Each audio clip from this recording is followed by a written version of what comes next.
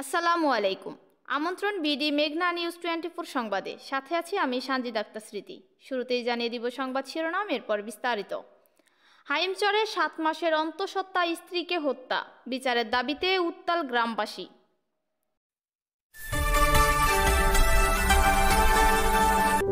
BD মেঘনা news 24। শুনছিলেন সংবাদ শিরোনাম, এবার বিস্তারিত। ধান খেতে মিলল গৃহবধূর নিথর দেহ, স্বামী অভিযুক্ত। চাঁদপুরের হাইমচর উপজেলায় 7 মাসের অন্তঃসত্ত্বা স্ত্রী কাকলি আক্তারকে শ্বাসরোধ করে হত্যার অভিযোগে স্বামী মোহাম্মদ জহিরুল ইসলামের বিরুদ্ধে অভিযোগ উঠেছে। উপজেলার 4 নং নীলকমল ইউনিয়নের 9 নং ওয়ার্ডের রাড়িকান্দি গ্রামে এ ঘটনায় এলাকায় গভীর ক্ষোভ ও বেদনার ঝড় উঠেছে। স্থানীয়দের দাবি, বাড়ির পাশের ধান খেতে ফেলে নৃশংসভাবে হত্যা করা হয়েছে তাকে। এই নির্মম হত্যাকাণ্ডের দ্রুত বিচার এবং দোষীদের দৃষ্টান্তমূলক শাস্তির দাবি করেছেন স্বজন ও এলাকাবাসী। স্থানীয় সূত্রে জানা যায়, দীর্ঘদিন প্রেমের সম্পর্কের পর কাকলি ও জহিরুলের গোপনে বিবাহ বন্ধনে আবদ্ধ হন।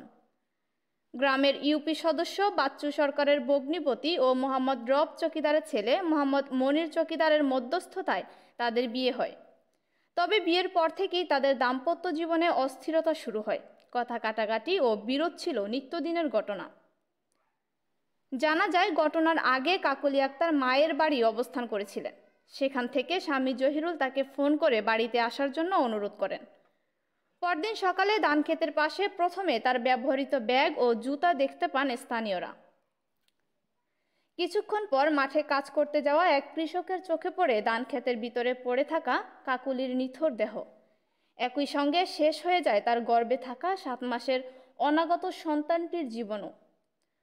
খবর পেয়ে ইউনিয়ন পরিষদের ভারপ্রাপ্ত চেয়ারম্যান মনির শিকদার দ্রুত ঘটনাস্থলে পৌঁছে প্রশাসনকে অবহিত করেন। পরে হাইমচর থানা পুলিশ লাশ উদ্ধার করে ময়না তদন্তের জন্য চাঁদপুর সদর হাসপাতালে পাঠায় এবং প্রয়োজনীয় দাফন কাফনের ব্যবস্থা সম্পন্ন করে। এলাকার মুরব্বী সাইফুল ইসলাম এই ঘটনাকে নিষ্ঠুর হত্যা উল্লেখ করে বলেন, আমরা চাই প্রকৃত রহস্য উদ্ঘাটিত হোক এবং এই হত্যার সঙ্গে যারা জড়িত আছে তাদের সবাইকে দ্রুত আইনের আওতায় আনা হোক। বর্তমানে গ্রাম জুড়ে একটাই দাবি, অন্তঃসত্ত্বা কাকলির মৃত্যুর বিচার চাই এবং দোষীর দৃষ্টান্তমূলক শাস্তি চাই। এই ঘটনায় স্বামী মোহাম্মদ জহিরুল ইসলামের বিরুদ্ধে অভিযোগ উঠলেও বিষয়টি বর্তমানে তদন্তাধীন। চূড়ান্ত সিদ্ধান্ত বিচারিক প্রক্রিয়ার নির্ধারিত হবে। হাইমচরে এখন 2টি নিভে যাওয়া প্রাণের ন্যায় বিচারের অপেক্ষায়। আসসালামু আলাইকুম। বিষয় হইল, স্বামী স্ত্রীর এখানে হত্যা করছে। আপনার শ্বশুরবাড়িতে বলছে যে তুমি 7টা বাজে থাইকো, তোমার নিয়ে যাবো, তোমার লয় কেউ আইনো না। স্বামী বলছে। মেয়েটা আবার সরল সোজা, যে কেউ আনে নাই। কারণ আমরা ঠিকই 7টা বাজেই তারা নিয়ে আইছে, তার বাড়ি থেকে নিয়ে আইছে। 7টা বাজে চলে আসছে। চলে যাওয়ার পরে আপনার পরদিন সকালে তার ব্যাগটা পাওয়া গেছে আর রাস্তায়, আর একটা পথে পাওয়া গেছে। পথে পাওয়া যখন পোলাপাইন আমরা হাইটা পরে যাইতে লইছে, তখন ওই ব্যাগগুলো পাইছে যে ব্যাগগুলো কার। আর এখানে কিন্তু আপনার শ্বশুরবাড়ির লোকজন জানে যে জামাই নিয়ে গেছে।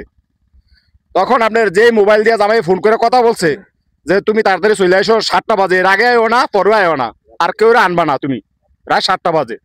এলো শনিবার বিকেলে ঘটনা। তারপরে আপনার ওই মেয়েটা ঠিকই 7টা বাজে চলে আসছে বাড়িতে। বাড়ি থেকে বাড়ির সবাই মনে করছে যে শ্বশুরবাড়ি চলে গেছে। আপনার সকাল যখন রাস্তায় ব্যাগ পাইছে, তখন আপনার খোঁজাখুঁজি আরম্ভ হয়েছে যে কি কইলে কই। এই যে একটা জঙ্গল, মানে মানুষ মনে করছে এই জঙ্গল নিয়ে রাখছে। হ্যাঁ, জঙ্গলে শয়তানি লেগে গেছে বা ভূতে লেগে গেছে।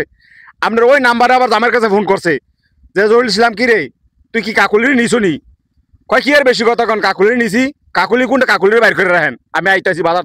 এই গেছে চরবুরি বাজারে টলার নিয়া বাইর করে রাখেন। এই আস্তে আস্তে আপনার চতুর্দিকে খোঁজ খবর হইতে থাকে। আপনার পুরা মানুষ 150-200 মানুষ আপনার বিচার খোঁজতে আছে। খোঁজাখুঁজির পরে পায় নাই। ওই ছেলে সহ আবার দুপুরে বাজার থেকে আইছে। ওই ছেলে সহ আমাকে এলাকার যারা আছে সবাই বিচার চায়, পায় নাই।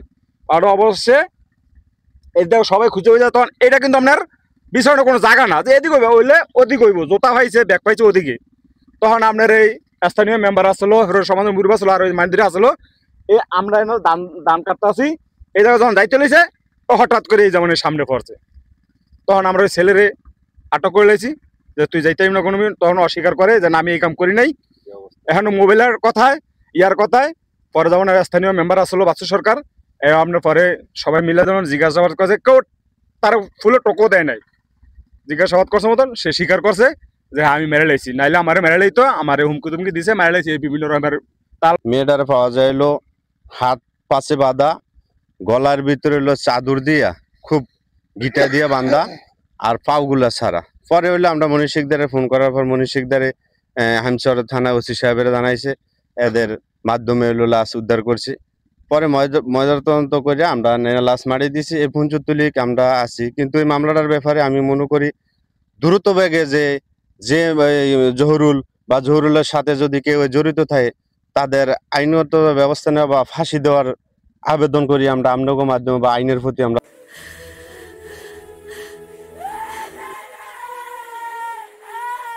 ওনাদের দাবি হচ্ছে সর্বশেষ কি ফাঁসি, ফাঁসি চাই। তো সবার একটাই কথা হচ্ছে যে কাকলি হত্যা, মানে মেয়ের নাম কি কাকলি, মেয়ের নাম কাকলি, এই কাকলি হত্যার বিচার চাই, তার স্বামীর ফাঁসি চাই। তো সবাই BD Meghna News 24